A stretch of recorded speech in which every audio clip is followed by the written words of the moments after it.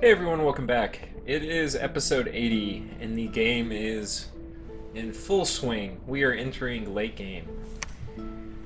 So we will see all sorts of interesting things as the gameplay shifts from late mid-game to late game. This is Lucid, by the way. I'm playing MA-Ermor if you haven't been paying attention. Asphodel says he has 2 more provinces left of Bandar Log. And then he says, at the moment I can't overcast Gift of Health, I've been spamming out Worm Mages. Which is really interesting. I'll have to look. I don't know why one would get Worm Mages. What I'm guessing is that he feels comfortable in his own dominion if he gets assassinated. That's kind of what I'm thinking. But I'm not really sure. We'll go back. So, I finished Conjuration. I believe this is the big one. This is Conjuration 8.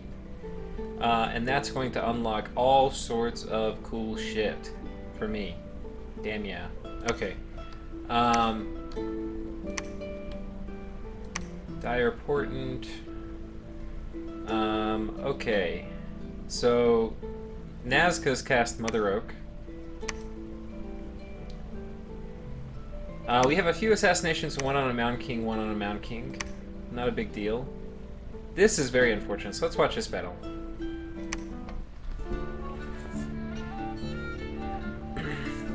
So, I had sent this army anticipating that he may move a big army here potentially. Okay, so I run into a Tartarian Spirit and a Star Mage. So the technical term for this Star Child is a Fluffer. And if you don't know what that is, I'm not going to tell you, but he is preparing a super combatant for combat. So what he's doing is he casts Body Ethereal. So now this is a 30 protection Ethereal unit with basically a lot of the gear that my other dude had. Plus Krupp's Bracers, which give him a lot of reinvigoration, which you don't really need on a Tartarian because they have 0 encumbrance, but a lot of protection and defense. Plus, just so this isn't really that good a gear. This is like very mediocre gear, right? Yeah, very mediocre gear. So let's see what he casts. So he casts what? Summon Earth Power. Then he casts Iron Skin. So now he's 32 protection, which is a lot. But my guys should be doing a lot of damage. 23, yeah. Should be doing a lot.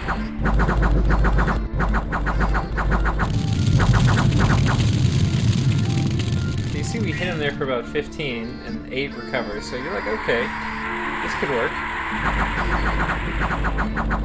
And I hit him for 1. So, very clearly Ethereal is doing a lot. And then this shield is doing a lot too, because when his shield triggers, then it's going to block a lot of damage. So next round, no damage, no damage. That's a lot of no damage.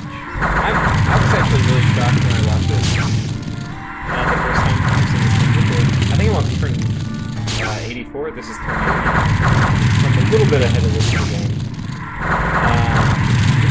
I'm not doing any damage. Yeah. Which is really, really strange, right? Because look at these guys, and this is, like, these guys have a huge amount of damage outlay.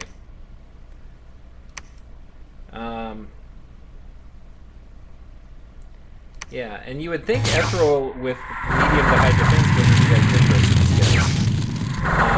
Because with the number of attacks they're getting off 4 attacks per square, just about. And there's 9 squares. Plus these little guys are each attacking. With a very high attack, but very low damage. Yeah, very strange I can't do any damage. So, I'll fast forward. This is what happens. I don't hurt him.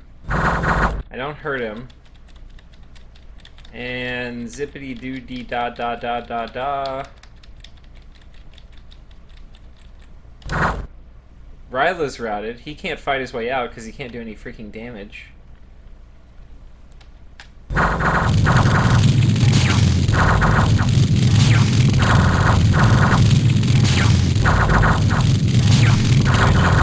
shitty.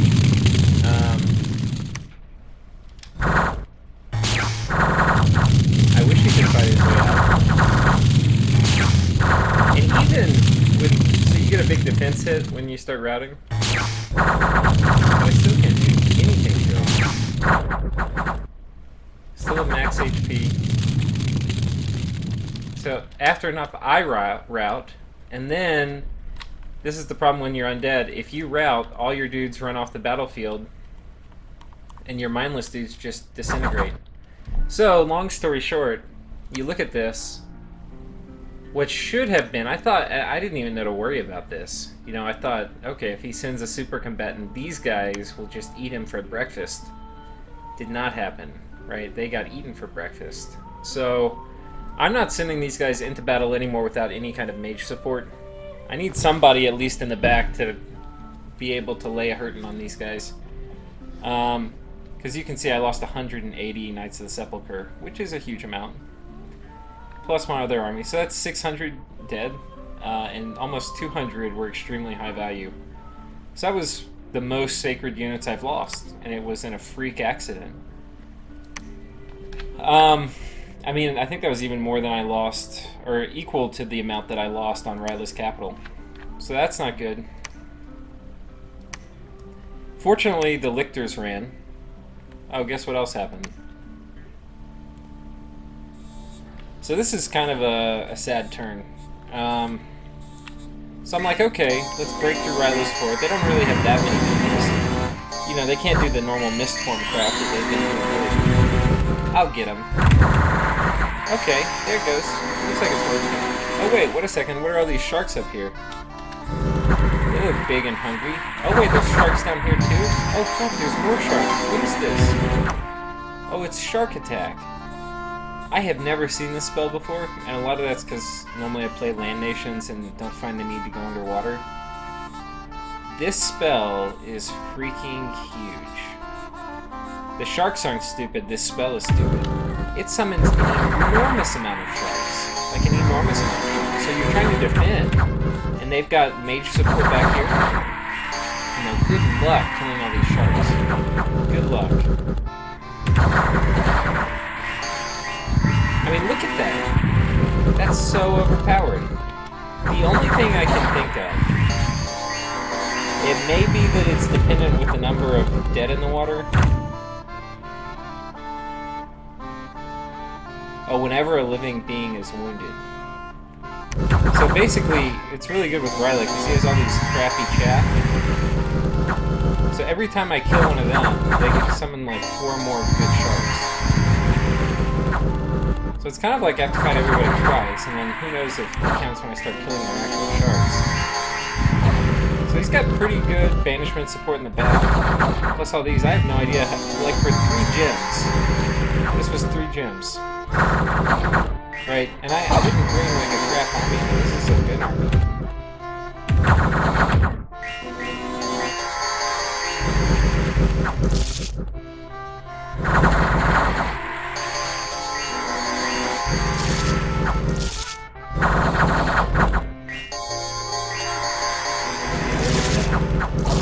So many sharks. So this is really kind of crushing my dreams of ever going to the water. I would really like to take Ryla's capital. I just have no idea how to do it. Not with this spell. Having those little gates. Maybe possible with the right mage support. So we'll be looking at that. But this signifies. I've gotten a lot of mileage out of my sacreds, but you can see the mage support is just wrapping these sacreds now. So that's because I'm really far behind in research.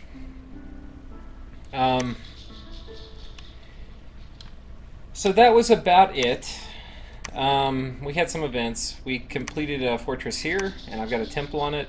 You can see my upkeep starting to get really high.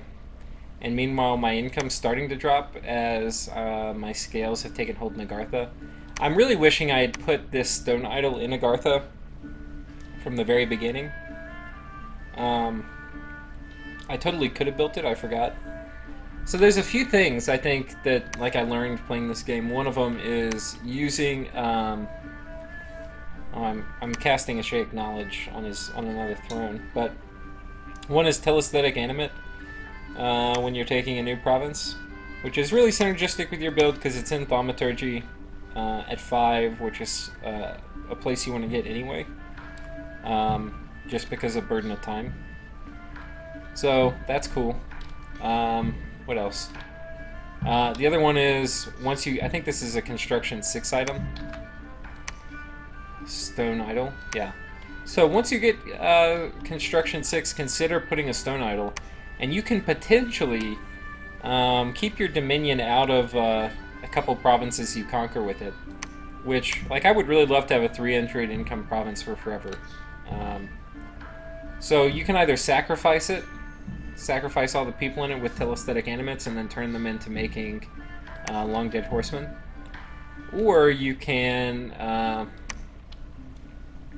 try to save it with the stone idol. I kind of did both here, but the stone idol's not really working, so that's because I just put it on last turn. Still want to do a temple here, I think. So I've got a lot of forts that don't have temples on it. This one doesn't. Whoops. This one doesn't. I think I'm building a fortress here. I don't have any money to put a temple on it. And the thing is, I'm not going to have money for a while because I just got Conjuration 8, which opens up so many goodies. It opens up King of Banefires. It opens up King of Elemental Earth. It opens up... oh shit, I could cast this. Who does it attack? Blood mages until the world is free of the evildoers. I totally could cast this. I think the only blood mages in this game are... I know Nazca has 1 or 2. I don't know. They probably have some. Probably not worth 40 fire gems. But I have this. So I had been turning fire gems into gold. But now I want to put some in this and get a fire element, King of Fire Elementals. The other thing I'm going to do is I'm definitely going to put up Well of Misery this turn. Enchantment. I'm rushing up enchantment. I want to get Astral Anti-Magic. And then I want to get a Golem to cast it. That way Golems can't be magic dueled. So I will have a reliable anti-magic caster, which will be huge. I haven't tested to see that anti-magic stacks with Protection of the Sepulchre, but my assumption is that it does. But it may not. If it doesn't, I really should find out. So I'll do that after this. So that's basically it. So I got Conjuration 8. So what am I doing? I'm casting Well of Misery. I'm making a Black Servant, and I'm going to give my Stone Idol to him. And these guys are really sneaky, so he'll run around and hopefully lower some candles, like here and here. He'll be really good on fringe provinces. What else? I think that's about it for my recruitment. So the other thing I'm doing, so I lost tons of troops, right? I lost all my troops here, and I lost all my troops here. My main dude, or my underwater dude, fled up here, so I'm going to put him back on top. And I'm thinking maybe I attack again, but maybe I don't. I don't know. I killed a lot of his chaff, but I didn't really kill many mages, so I'm a little SOL. I don't really know how I'm going to take this. Like, the fact that I can't even take a simple, barely fortified fort of his with an army I've been preparing many turns for does not bode well for me ever going underwater. Likewise, he can't really take my stuff, but, yeah. Okay, so I think that's it for that. I'm obviously pulling all these guys back to make a big army, assuming he kind of pushes through. I'm also raiding up here. Oops. Hopefully I get this, but we'll see. Yeah, so that's that. And let's go ahead and squeeze one more turn into this episode. We're going to do turn 81. I'm on turn 84, like you can see. So, this turn, I cast the Shake Knowledge, did not find anything. I cast Haruspex, did not find anything. I cast Will of Misery, that was successful, which is a bit of a gamble because I stole it away from Scaleria. So I had to overcast him. So you never know how much they put into it, but I put a ton of gems. I put 190 gems into that. I probably should have showed you that last turn, but I poured tons of gems. So the other thing I'm going to do is I decided I'm not going to go up construction for golems. I still need to check to make sure that it stacks with Protection of the Sepulchre. But what I'm really going to do is I'm going to go up Death to get Rigor Mortis. And for a while I was thinking, oh, I can't really cast Rigor Mortis, no use going for it. But what I realized is I can make a Spectator, which I think you... Oh no, I'm making an Archbishop here. Okay, he's making a Spectator. I can give him a Ghost Orb, which is an item as part of Lucid's thematic gem gen. It gives you 2 Death Gems. You have to have the Death Water Cross Path. It's a pretty handy-dandy item. What it allows you to do is with the Death 3 guy, Rigor Mortis requires Death 4 and 1 gem, so you can actually cast it if you're Death 3 if you have 2 gems. So that will allow my spectators to drop Rigor Mortis, and it's not going to be a game-changing spell, I don't think. I mean, they can put up Relief to counter it. He definitely has access to it. But I might surprise him a couple times, and it will hurt his Communion some. And if the battles go really, really long, then instead of all of his guys running off the field, potentially they may freeze up and die. The other thing I can do is... I have a few spells I can cast. One is Howl, right, which is going to be really good against Communions. So he'll have to dedicate more of his army to just surrounding his Communions.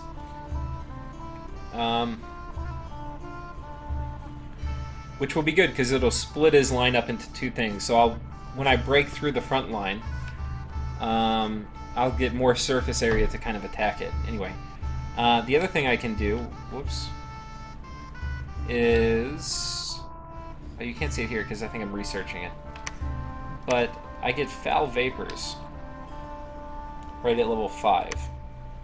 And this, again, he can counter it just by putting up Poison Ward. But it's more things for him to do, and I think even if he puts Poison Ward up, I think it's like 5 resistance. Over time, this may actually... Again, I'll have to check this.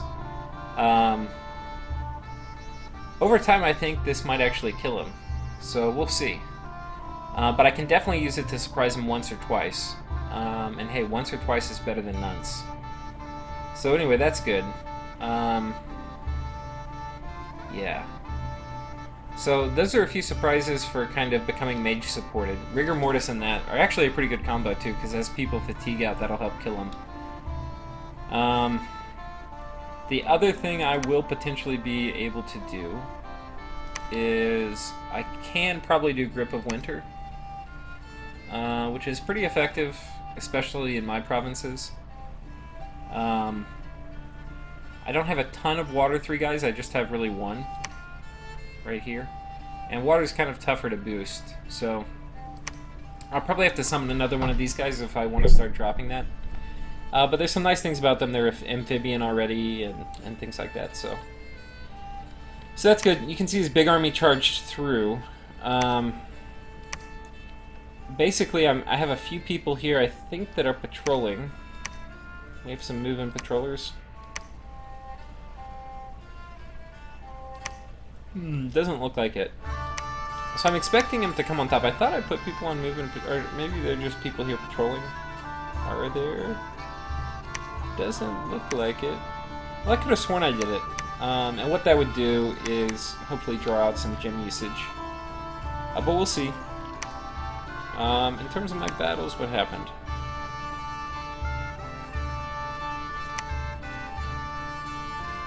There was a battle here. He probably did use gems on this, because I think I put a sizable force. So Light of the Northern Star, that's gems. Quickening may or may not be gems. Log Warriors, that's gems. master generation. That's good.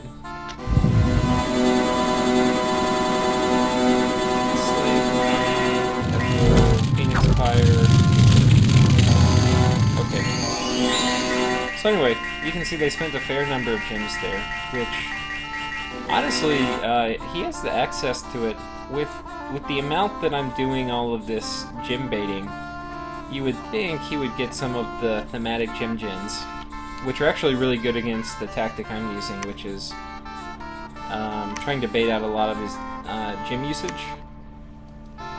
Because every time I attack him with a kind of crappy army, he'll spend gems, which he can afford, but unless he's doing good logistics, shuffling troops around with him, it can be hard to restock all the mages. So, like building things like this Ghost Scepter, you get temporary death gems, which are nice. So that you don't care how many times you fight a battle, you don't lose gems. It's just an initial investment. This one's actually really cheap. Most of them are pretty expensive. Like, I'll show you a couple more and then we'll call the episode. So here's a couple. This is Ancient Casket. You get 4, but it costs 20 and you have to have a blood cross path, which is tough. This guy actually has that cross path, but I don't have any blood slaves, so I'll probably never forge it. This one, you get 5, which is a lot, but it costs 20 and 10. And a lot of times you don't need a full 5, sometimes you do. So you really have to ask yourself when you cough up these 20 gems, you know, do you think the army that will use it will cast it at least 5 times? Like, probably more like 6. Because if that army eventually dies, then this item can go to your enemy, and now they've got it. So there's a lot of opportunity costs. Frozen Heart's another one. You get 2 water gems for 10 and 5. And I played this in a lot of games, and you'll see people using them occasionally, but they're not rampant. This is 2 temporary blood slaves. So anyway, that stuff is kind of cool, but not really something that is overpowered. But in this case, it would be really useful for Ryla, because I'm definitely throwing chaff at him to bait out a lot of his spells. So anyway, that's it. So we're pulling the army here for one kind of big defense. I'm pulling. I've got this lady, so if they come in, I'm going to be able to drop Hal and probably Foul Vapors, which will be a surprise. I think I'll win if he does it. So that's it. Thanks for watching, guys. I'll go ahead and do the next 2 episodes.